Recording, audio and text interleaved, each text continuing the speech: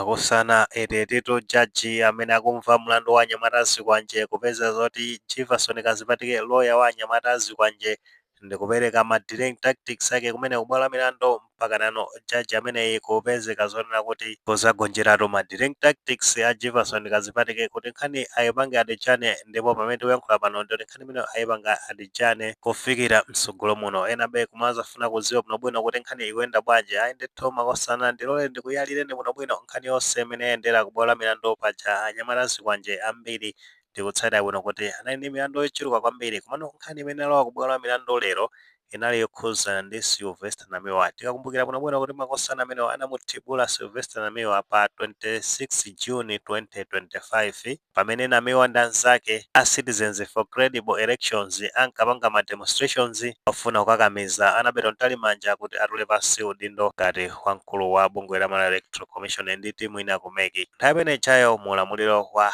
Dr. Lazarus Chakwera ndi chipani cha Malawi Congress Party. Nawo makosana amenewa aboma ndekuti anagwira nkwapitisa kubwalo la milandu pa 27 Oktoba chaka cha 2025 pamene nkhani yawo inapita ku Lilongwe Residence Magistrate Court mba kumvedwa koyamba nkhani yokhuzana ndi Sylvester Namiwa kumuthibula kumene muthibula kuja paja milandu inaija ndi janapeza zoti Jefferson Kazipatike anakatenga chileso kubwalo la milandu kuti aboma asiye kumangwamanga kenako akamasula nkwamangaso nkhani zake tikuzitsata bwino. Nawo lero lindi pamene nkhani imeneyo imapitirira kubwalo la milandu ndekuti mbali ya anyamata azikwanje imene loyawo ndi a Jefferson Kazipatike amene akuyankhapo zina ndi zina zokhuzana ndi nkhani imeneyo. Komano chodabwitsa chinali chonena kuti kumeneko a Jefferson Kazipatike anayamba kufotokoza kunena zonena kuti anyamata onse sanakwanire amene kukhala kubwalo la milandu umenere pa mlandu umene anapalamula chifukwa onse intoto ndekuti alipo 13 kunafika anyamata ochepa ndi zifukwa zimene anapereka kumeneko amanena zoti mmodzi mwa anyamata amenewo akuti amayi ake amwalira ndi amapanga zamaliro, pamene winayo ndi akuti amadwala ndi sanathe kupezeka kubwalo la milanduko. Nkhani ina amafotokoza Jefferson Kazipatike kunena kuti akuti makalata a mlanduwo ndi akuti ambali aboma anapereka mochedwa kuwapasa Jefferson Kazipatike ndi sanakhale ndi nthawi yokwanira bwinobwino kuti awonikire mapepala amenewo nkhani yokhuzana ndi mlandu umene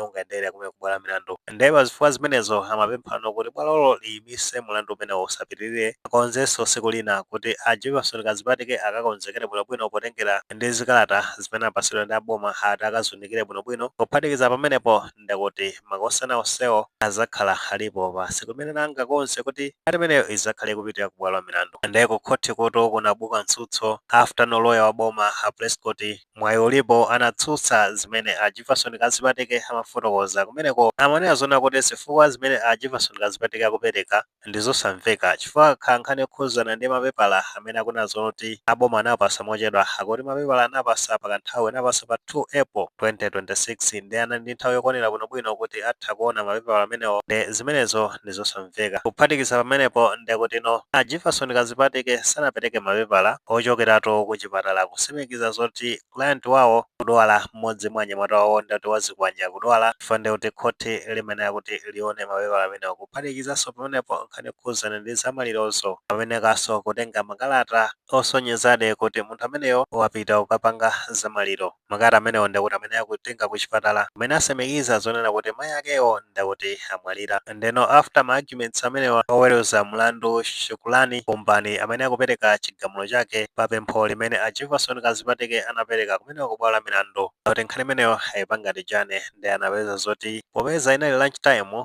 nangopanga dijane kuti nkhani imeneyo apitiriza chigawo chakumasana ndi kuti after lunch ndi kumene apereke ruling. Ndi after atalowanso kubwalo la milandu chigawo chakumasana anapeza zoti wapereka chigamulo chake kuti wagwirizana ndi pempho la a Jefferson Kazipatike kuti nkhani imeneyo ayipange adijane kufikira mtsogolo muno. Ndi ayipangadi adijane kuti izalowanso pa 20 May komanso pa 21 May chaka chimene cha 2026. Force judge ameneyi anagwirizana ndi lawyer wa boma Prescott mwayi ulipo pa nkhani yokhuzana ndi a Jefferson Kazipatike kuti mapepala anapasidwa nthawi yabwino, ndipo anachenjeza kuti zimenezo sakuzivomereza zomapezera kuti akupereka ma excuse osadziwika bwinobwino wachifukwa amene azoti ngati kubwalo la milandu amene akubweretsa zikalata zakuchipatala zosonyeza kuti munthu winayo ndikuti wadwala akuyenera kukakumana ndi dokotala. Kuphatikiza pamenepo ndikuti winayo amene akukamba nkhani yonena kuti mayi ake amwalira amenenso kuperesa zikalata kumeneko. Kuphatikiza pamenepo nkhani yokhuzana ndi kupasidwa kwa mapepala a mlandu umenewo akuti nthawi imene anapasa Jefferson Kazipatike ndi yayikulu kwambiri, naye ndithudi ndi nthawi yokwanira bwinobwino kuti anakatha kuona bwinobwino mapepala amenewo. Komabe ndekuti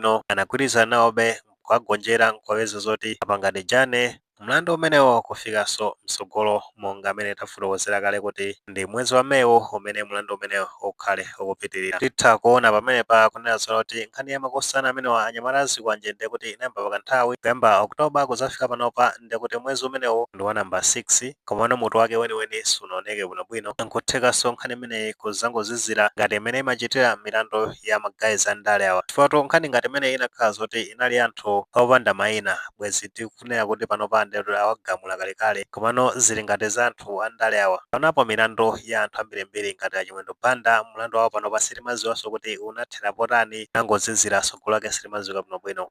Pano tinena kuti achitchula banda nawonso anali ndi nkhani kubwalo la milandu kumuona kuti kumapeto ake nkhani zimezi zingozizira sokhawo soyako koma ku DPP ko kolinso anthu kumenekoko nkhani zawo ena ndekuti anachita kuyitheserato milandu chifukwa choti ali ndi mayina koma kwa anthu opanda mayina ndekuti nkhani zawo sizichedwa zingopita kubwalo la milandu apeza zoti masiku ochepa chabe nkhani zija azigamula ngati kuli kupita ku ndende ndekuti munthu akamponya mu ndende akazapezeka osalakwa ndekuti mumasula. Nkhani ito imene tifuna kungoyankhulapo ndikukhuzana kuti mabwalo a milandu kumeneko nkhani za anthu opanda mayina amapeza zoti amazipanga mwachangu kwambiri pamene za anthu a ndale awa komanso amene ndi mayina nkhani zawo kumakhala ma delaying tactics ngati imene zikuchitikira pamenepa. Nkuthekanso nkhani imeneyi kutha chaka chimene chichi mutu wake weniweni osadziwika bwinobwino. Mutha kuchitira umboni recently tingonena kuti dzulo lomweli bwalo la milandu lagamula Dave Kanyama, mkulu uja wa zaka 38, amugamula kuti alipire ndalama yakwana 400,000 malawi kwacha. Nkhani yake anapezeka ndi matumba amakala amene amafuna kuti akagulitse ndi cholinga choti athandizikire family yake. Of course nkhani yake ikhuza ndi makala ndi mlandu ndithu, anapalamula mlandu sitingakane, komano nkhani yake imene ayiyendesera ku bwalo la milandu sinachedwe. Titha kunena zoti within 12 days nkhani ndekuti yapita ku bwalo la milandu, chigamulo chatuluka kumeneko wagamulidwa munthu kuti alipire ndalama ngati sakwanisa kulipira ndalama imene yakwana 400,000 ndekuti apite akakhale ku ndende kwa chaka chimodzi. Kuntcheko kumeneko amugamula Jaji Sijali ndi amene wagamula. Mutha kuona ndithu kuti anamumanga pa 7 April 2026 kuchoka pamenepo ndekuti pa 20 April 2026 judgment wakumana nayo. Chifukwa chani? Chifukwa choti alibe dzina, alibenso oti amuyimire ku bwalo la milandu, pamene anthu amayinawa ndekuti nkhani zawo kumangodumphadumpha nkhani zawo peza zoti azithesa ndeno zakhala za anthu osauka ndati within ma days basi atuluka ndi judgment amugamula munthu kamponya muchitoposi kapena iyaye umangopanga ma delay tactics ngati imene zikukhalira kumanena zoti ku Malawi kuli chilungamo. Ngati chilungamo chiliko nkhani zonse ziyenda mofanana osati ena umapeza zoti zaka milandu ili kubwalo la milandu kenako makathesa milandu pamene akhala oba nkhuku ndeti basi one week ndeti akamponya kumwaulo. Anyways ku Malawi ndi mmene nkhani zake zikuyendera makamaka ku mabwalo la milandu ndi mmene zikuyendera nkhani zake zomaona mayina choncho. Mwina muli ndi ndemanga pa nkhani imeneyi pamene tinazona kuti Jefferson Kazipatike amene akuyimira anyamata azikwanje wamenya ma delaying tactics ku bwalo la milandu Lilongwe Residence Magistrate Court mpaka Court lapangati Jane. Nkhani imeneyi kuzafikira pa 20 May 2026 pamene nkhani imeneyi izakhale ikupitirira nkhani yokhuzana ndi kuthebulidwa kwa Sylvester Namiwa. Kani maganizo alipo fotokozani comment section koma mulemekezanso maganizo anzathu. Musaiwale kupanga like video imeneyi komanso panga subscribe channel cha Fox Malawi News 8 nchonga nkhani zambiri zamachitika ndere zitakufikirani mosavuta.